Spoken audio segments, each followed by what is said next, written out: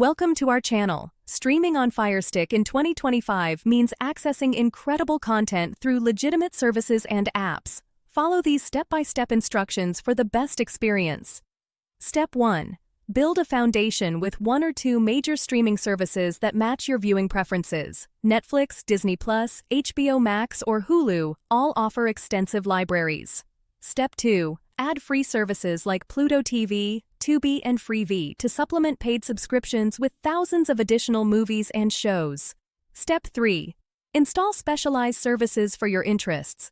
ESPN Plus for sports, Crunchyroll for anime, Shudder for horror, or Curiosity Stream for documentaries. Step 4. Use a live TV service like YouTube TV or Hulu Plus Live TV if you want traditional channel surfing and live sports. Step 5. Take advantage of free trials before committing to subscriptions.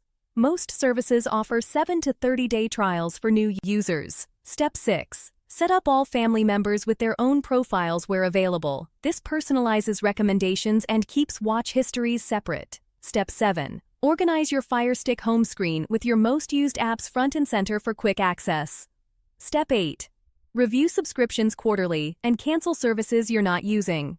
Consider rotating between platforms to access different content throughout the year.